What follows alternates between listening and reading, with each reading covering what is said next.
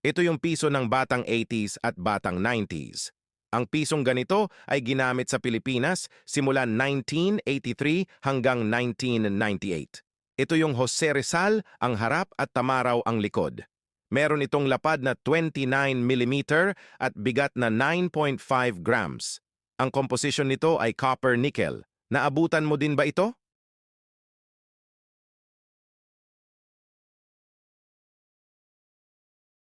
Ito yung piso ng batang 80s at batang 90s.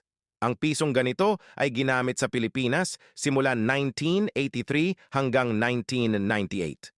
Ito yung Jose Rizal ang harap at Tamaraw ang likod. Meron itong lapad na 29 mm at bigat na 9.5 grams. Ang komposisyon nito ay copper-nickel. Naabutan mo din ba ito?